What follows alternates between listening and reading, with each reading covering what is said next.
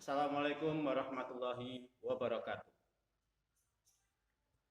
Yang saya hormati Ibu Kepala Sekolah, yang saya hormati rekan-rekan guru, yang saya banggakan anak-anakku peserta MPLS tahun pelajaran 2001-2022. Semangat pagi, semangat pagi, semangat pagi. Anak-anakku sekalian, dalam kesempatan kali ini, perkenalkan nama saya Ibnu Sunanto, guru BK di SMP Negeri 3 Binangun.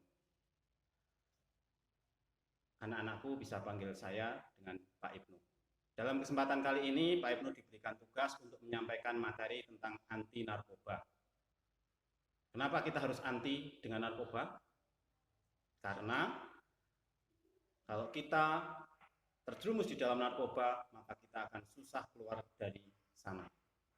Kenapa demikian? Karena narkoba memberikan penikmatan semu, memberikan angin-angin surga yang berujung pada penderitaan kita semua. Tahukah Anda bahwa 3,6 juta penduduk Indonesia yang dirilis oleh Badan Narkotika Nasional telah menggunakan narkotika. Kondisi ini yang menyebabkan Bapak Presiden menabuh genderang perang terhadap narkoba. Narkoba dijadikan musuh besar oleh negara.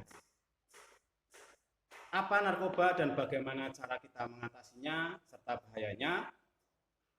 Berikut akan Bapak sampaikan tentang materi narkoba. Jangan kemana-mana, lihat dan terus tonton video ini sampai selesai.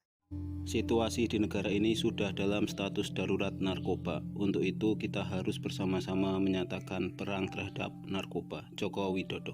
3,6 juta penduduk Indonesia pengguna narkotika dan obat-obatan terlarang. Siapa sajakah mereka? Berikut persentase jumlah penyalahguna narkoba berdasarkan pekerjaannya. Ini ada 3 ya. Golongan yang pertama yaitu yang tidak bekerja sebanyak 22,34%. Golongan yang kedua itu pelajar atau mahasiswa itu sebanyak 27,32%. Dan golongan yang ketiga itu pekerja swasta dan pemerintah sebanyak 50,34%. Artinya yang paling banyak itu seseorang yang sudah bekerja, yang sudah memiliki pendapatan. Dan ironisnya ini sebagai pelajar atau mahasiswa ini ternyata banyak sekali ya yang menggunakan narkoba. Ini sebanyak 27,32%. Kenapa remaja itu rentan terjerat narkoba? Ini ada beberapa faktor. Faktor yang pertama itu dari faktor keluarga ya. Faktor keluarga, entah itu anaknya kurang perhatian dari orang tua, entah itu orang tua yang tidak memperhatikan, terus tentang pergaulan anaknya, terus permasalahan keluarga itu sendiri atau bahkan broken home itu menyebabkan remaja rentan terjerat narkoba. Faktor yang kedua yaitu faktor lingkungan. Kalau kita membicarakan tentang lingkungan pasti berkaitan dengan pergaulan seseorang itu sendiri. Pergaulan ini sangat penting dalam membentuk karakter atau kepribadian seseorang tersebut. Artinya seseorang yang hidup di dalam lingkungan yang sudah rusak, dia akan mudah sekali akan mudah sekali terpengaruh dengan hal-hal yang kurang baik. Dan faktor yang ketiga yaitu faktor individu. Faktor individu ini sendiri ini bisa diakibatkan seseorang itu tidak memahami wawasan tentang narkoba, tidak memahami tentang pengetahuan keagamaan, sehingga dirinya mudah terpengaruh oleh ajakan dari orang lain atau pengaruh dari orang lain agar terjerat narkoba itu sendiri. Jenis-jenis narkoba ya. Narkoba ini dibedakan menjadi 3. Yang pertama narkotika. Ini menyebabkan penurunan atau perubahan kesadaran dan menghilangkan atau mengurangi rasa nyeri. Contohnya apa? Contohnya ada ganja, ada sabu, ada heroin atau pil ekstasi. Nah, yang kedua yaitu psikotropika. Psikotropika ini adalah zat atau obat yang menyebabkan psikoaktif melalui pengaruh pada susunan saraf pusat, menyebabkan perubahan khas pada aktivitas mentalnya dan perilaku. Jadi mental dan perilakunya itu sudah mengalami perubahan. Contohnya apa? Ini ada Happy Five, terus ada obat penenang atau obat tidur, itu termasuk psikotropika. Yang ketiga itu adalah bahan-bahan adiktif. Ini bukan termasuk narkotika atau psikotropika, tetapi dia berpengaruh pada kinerja otak. Contohnya apa? Alkohol atau minuman keras, terus inhalan atau lem atau thinner. Nah, terus ada rokok atau tembakau.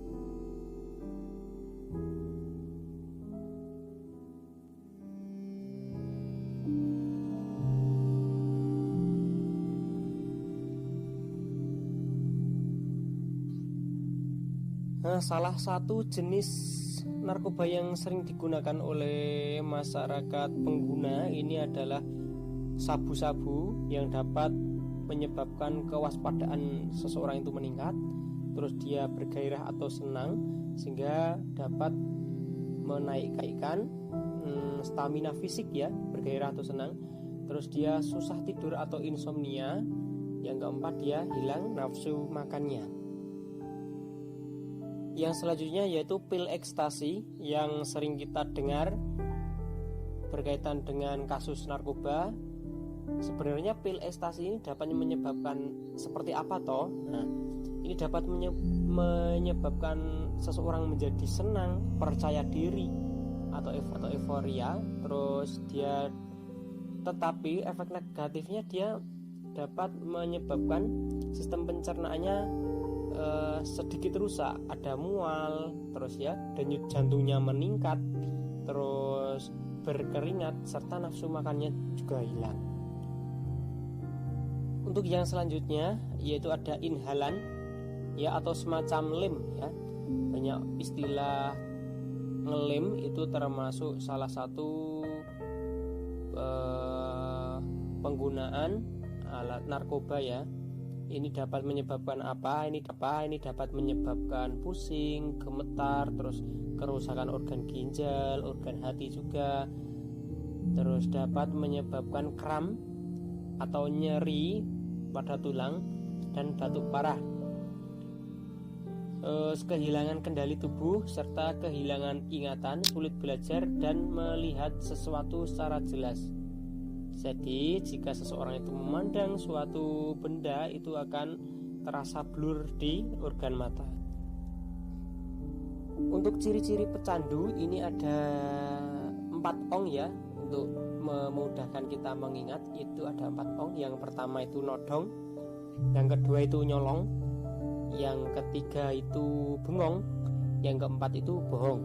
Nah, seseorang yang telah ketergantungan terhadap obat-obatan terlarang ini dapat melakukan tindak kriminalitas atau kejahatan, dan dia akan lebih memiliki sifat atau karakter untuk berbohong dan menjadi pribadi yang kurang bersosialisasi, suka ngomong sendiri, seperti itu. Bagaimana kita mengenali penyalahguna narkoba atau seseorang yang sudah terpengaruh narkoba? Ini biasanya orang itu mudah mengantuk, ya, mudah mengantuk kapanpun waktunya, mudah mengantuk. Terus jalannya sempoyongan, tidak tegak ya, bicaranya pilu juga. Terus dia mempunyai sikap yang apatis. Apatis di sini artinya dia tidak peduli atau tak acuh dengan lingkungan sekitar. Terus yang selanjutnya adalah kebersihan dan kesehatannya juga tidak terawat. Dia sudah tidak peduli terhadap dirinya sendiri, seperti itu. Yang selanjutnya ditemukan alat bantu penggunaan narkoba. Biasanya ada suntikan atau alat hisap, seperti itu. Terus bukti fisik yang lainnya adalah banyaknya bekas sayatan atau suntikan yang ada di lengan seseorang tersebut. Untuk kepribadiannya itu seseorang akan sering mengurung diri di kamar, atau di kamar mandi, ya, ekstrimnya di kamar mandi. Bahkan dia menghindar untuk bertemu dengan seseorang yang dekat dengannya, ya, atau keluarga seperti itu. Yang selanjutnya memiliki sifat yang emosional atau sangat agresif. Itu adalah salah satu contoh sifat penyalahgunaan. Nah, bagaimana seseorang yang telah menjadi pecandu narkoba itu? Nah, ini adaptasi tubuh seorang pecandu itu dibutuhkan dosis yang semakin meningkat untuk memperoleh efek yang diinginkan.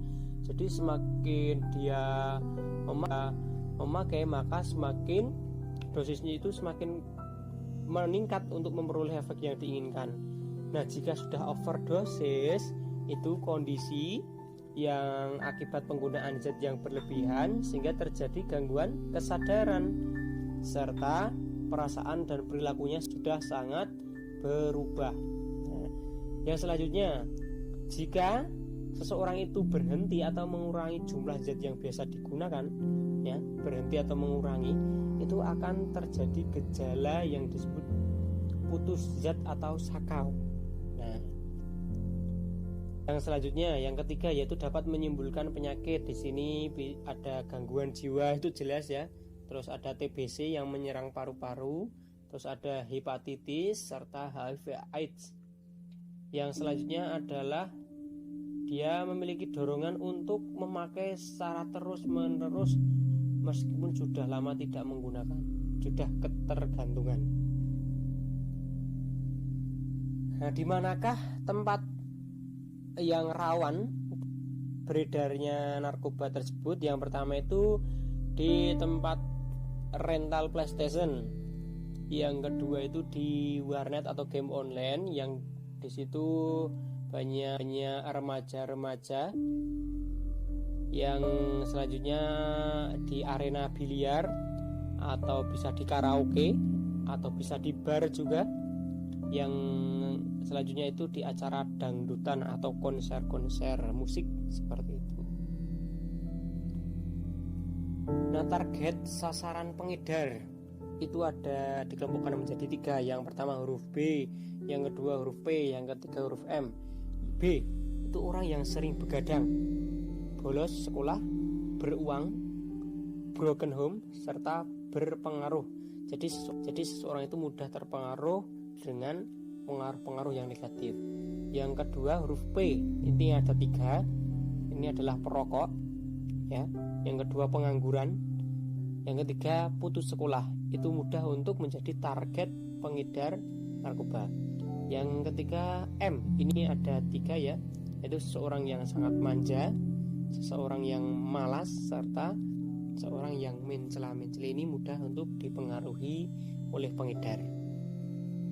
Di manakah tempat orang yang telah ketergantungan narkoba?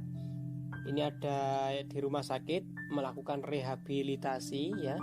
Terus bisa juga di penjara, ya, karena setiap golongan narkoba itu pasti ada hukuman pidananya.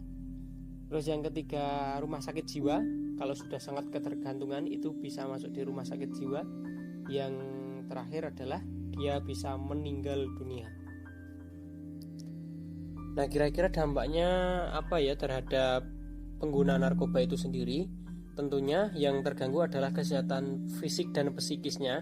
Secara fisik dia akan berubah semakin kurus karena nafsu makan hilang, dan secara psikis atau secara perilaku pun juga akan terpengaruh. Yang kedua yaitu memburuknya kesehatan sosial, ya. Dia tidak bersosialisasi, sering mengurung diri. Nah, itu menjadi dampak yang sangat fatal terhadap pengguna narkoba. Terus kira-kira apa yang harus dilakukan? Ini ada beberapa cara yang bisa dilakukan diri kita agar terhindar dari yang namanya narkotika, yaitu yang pertama memahami diri sendiri kita, ya. Yang kedua mengembangkan rasa percaya diri meskipun tidak menggunakan obat-obatan terlarang, tetapi kita harus tetap mengembangkan rasa percaya diri kita. Yang ketiga yaitu mengelola perasaan dan emosi diri, ya. Jangan mudah marah, tersinggung, atau jangan mudah tegang seperti itu. Yang keempat adalah meningkatkan ketakwaan kepada Tuhan Yang Maha Esa. Ini sangat penting ya, karena obat-obatan terlarang itu sudah diharamkan. Artinya kita harus menjauhi apa yang dilarang oleh Tuhan Yang Maha Esa. Ya. Nah, setelah tahu dampak negatif narkoba, terus gimana dong caranya supaya kita nggak kejerumus menyalahgunakan narkoba, terutama di masa pandemi seperti sekarang ini? Menurut survei, banyak teman-teman yang menggunakan narkoba gara-gara mereka merasa kesepian dan gak punya teman. Jadi mereka gak punya tempat curhat saat stres. Jadi, menjalin hubungan pertemanan yang sehat itu penting banget buat ngebantu kita menghindari narkoba. Nah, di masa pandemi kayak sekarang ini, gimana kita bisa tetap menjaga hubungan dengan teman-teman kita? Padahal ketemu aja sulit. Ya, banyak caranya. Misalkan, sekali-sekali video call sama teman-teman. Bisa sekedar nanya kabar atau ngebahas film terbaru. Atau bisa juga ngajak teman-teman untuk main game online bareng. Atau bikin sesi julid. Maksudnya diskusi bareng di grup aplikasi chat bareng teman-teman. Atau bisa juga bareng teman-teman di tempat kerja ngelakuin aktivitas bareng di luar rumah seperti goes bareng. Tentu sambil tetap ngikutin protokol kesehatan ya. Terus, kalau teman-teman kita lagi sibuk dengan pekerjaan dan belum bisa diganggu, gimana dong? Nah, jangan lupa, kita masih punya teman yang jaraknya nggak jauh dan bisa kita ajak ngobrol kapan aja, yaitu keluarga kita sendiri. Masa pandemi ini bisa jadi kesempatan bagus buat kita untuk menjalin komunikasi yang lebih hangat dengan anggota keluarga. Misalnya, dengan kakak atau adik, atau dengan orang tua kita. Selain itu, masih menurut survei, banyak juga teman-teman yang menggunakan narkoba gara-gara iseng dan nyoba-nyoba. Berarti, kita harus berusaha supaya jangan ada waktu nganggur atau bengong yang bisa bikin kita jadi iseng pengen nyobain narkoba. Tapi di masa pandemi ini kan, kita lebih banyak di rumah dan minim kegiatan. Jadi, makin banyak dong waktu di mana kita nggak ngelakuin apa-apa. Nah, daripada kita kebanyakan bengong mikirin pacar yang tiba-tiba AFK dan gak bales-bales chat, mending kita cari kegiatan untuk ngisi waktu luang itu. Misalnya, nekunin hobi baru seperti menyusun puzzle, main Rubik Cube, berkebun, menulis, dan banyak lagi. Atau belajar hal-hal baru di internet. Misalnya, belajar main alat musik, belajar menggambar, belajar masak, dan lain-lain. Atau bisa juga melakukan kegiatan religius, hati jadi tenang. Nah, selain berusaha menghindari pengaruh narkoba kepada diri kita sendiri, kita bisa juga membantu teman-teman kita untuk menghindari penyalahgunaan narkoba. Istilah kerennya, kita bisa ikut jadi agen perubahan. Banyak juga teman-teman yang terjebak kecanduan narkoba karena mereka menerima informasi yang salah tentang narkoba. Misalnya, ada yang mendapat info kalau narkoba bisa membantu melangsingkan badan. Atau ada juga info yang bilang kalau narkoba bisa bikin stamina kita lebih kuat. Nah, kita bisa berkontribusi dengan cara ikut nyebarin informasi dan edukasi yang benar tentang narkoba kepada teman-teman lewat akun medsos kita misalnya. Dengan begitu, kita membantu teman-teman kita untuk mengambil keputusan yang benar juga. Tapi yang paling penting, kita harus bisa nerima diri kita apa adanya. Salah satu alasan utama kenapa banyak teman-teman kita yang terjerumus menggunakan narkoba adalah karena mereka takut gak diterima di lingkungan sosial. Atau takut gak diakui oleh teman-teman. Sudah saatnya kita bisa mencintai diri kita sendiri. Karena tiap manusia itu istimewa dan unik. Dan kita gak perlu penilaian orang lain untuk tahu seberapa istimewanya kita. Kita bisa jadi keren tanpa harus selalu ikut-ikutan orang lain kok. Jangan takut untuk bilang enggak sama teman-teman kita yang nawarin kita untuk pakai narkoba. Dan gak usah takut kehilangan teman gara-gara itu. Teman yang baik pasti akan ngedukung kita ngelakuin sesuatu yang baik juga. Dengan menerima diri kita sebagai individu yang istimewa dan punya kelebihan dan kekurangannya sendiri, kita jadi tahu gimana cara membuat hidup kita lebih seru dan menyenangkan tanpa harus menggunakan narkoba. Tentu sambil terus menjaga hubungan yang sehat dengan keluarga dan teman-teman kita, karena mereka adalah pendukung utama kita dalam menghadapi setiap masalah, seperti kita juga bagi mereka. Luar biasa dampak yang ditimbulkan dari narkoba. Yang kaya bisa menjadi miskin, yang pintar bisa menjadi bodoh, dan yang melarat bisa tambah melarat. Narkoba tidak hanya pil-pil modern yang ada di sana, tapi narkoba, khususnya zat-zat adiktif lainnya, sudah masuk di dalam ranah kita, di dalam lingkungan kita, yaitu apa? Penggunaan lem. Ingat, tidak boleh menggunakan lem untuk nge-fly. Ya, kenapa? Itu dampaknya luar biasa. Seperti materi yang tadi disampaikan. Maka dari itu anak-anakku semuanya, stop narkoba. Tidak ada gunanya Anda semua pakai narkoba. Jauhi narkoba, raih prestasimu, dan semoga sukses ke depannya. Prestasi yes, prestasi yes, prestasi yes, narkoba no, narkoba no, narkoba no. Hidup sehat tanpa narkoba. Semoga sukses, dan oh ya, ingat tugasnya silahkan tuliskan ajakan untuk tidak menggunakan narkoba di bawah kolom komentar di link YouTube yang akan disampaikan oleh grup sekolahan. Terima kasih. Akhir kata, wabillahi taufiq wal hidayah. Wassalamualaikum warahmatullahi wabarakatuh.